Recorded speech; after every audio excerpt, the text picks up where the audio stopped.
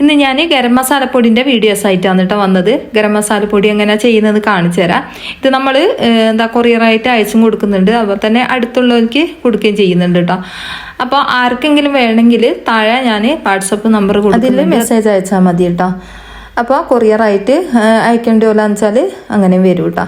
അപ്പോൾ ഇതാ നമ്മൾ എല്ലാ സാധനവും നല്ലോണം കഴുകി ഉണക്കിയതിന് ശേഷമാണ് കേട്ടോ ഇത് ചെയ്ത് കൊടുക്കുന്നത്. നല്ല ജീരകവും പെരിഞ്ചീരകവും അതുപോലെ തന്നെ സാജീരകവും ഒക്കെ കഴുകി ഉണക്കിയതാണ്. ബിരിയാണിക്ക് മാത്രമല്ല കേട്ടോ ഇത് ചേർത്ത് കൊടുക്കാൻ പറ്റുക.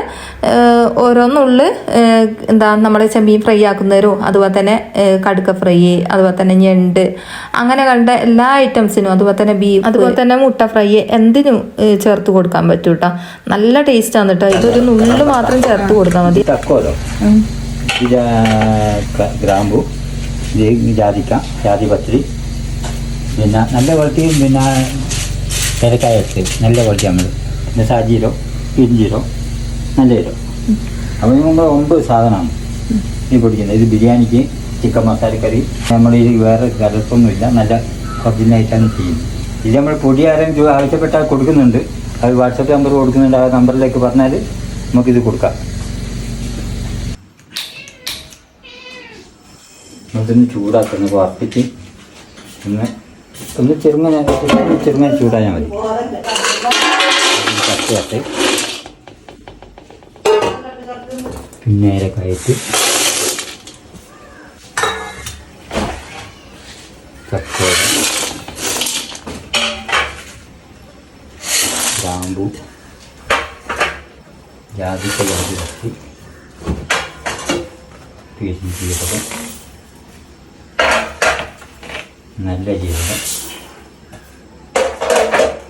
സാജീരകം, 9 സാധനം നമ്മളെടുത്ത് നമുക്കൊന്ന് ലൈറ്റ് ചൂടായാൽ മതി. ഇങ്ങനെ ഒന്ന് ചൂടാവുക. ചൂടായി കഴിഞ്ഞാൽ കുടിക്കുക. അധികം ഓവറായിക്കുമ്പോൾ ഇത് ജീരകം കരിഞ്ഞു ചെറിയ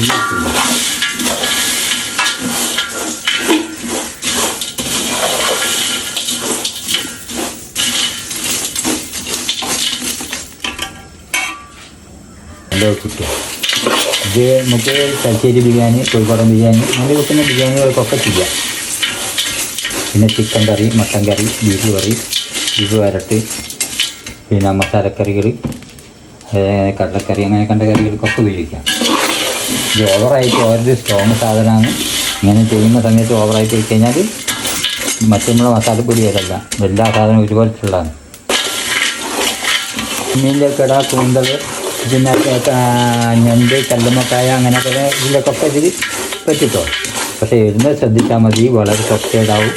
ഓവറായി കഴിഞ്ഞാൽ കഴിക്കാൻ കഴിയില്ല. ഭയങ്കര സ്ട്രോങ്ങാണ് സാധനം, കുത്തൽ വരും. അത് വറുത്ത് കഴിഞ്ഞാൽ നമ്മൾ പൊടിച്ചൊരു പാത്രത്തിലേക്ക് മാറ്റിയിട്ടുണ്ട് കേട്ടോ. അപ്പോൾ ഇതാണ് നമ്മളെ ഗരം മസാലപ്പൊടി. ആർക്കും വേണമെങ്കിൽ നമ്മളെ ഒരു വാട്സപ്പ് നമ്പറിൽ കോൺടാക്റ്റ് ചെയ്യാം കേട്ടോ.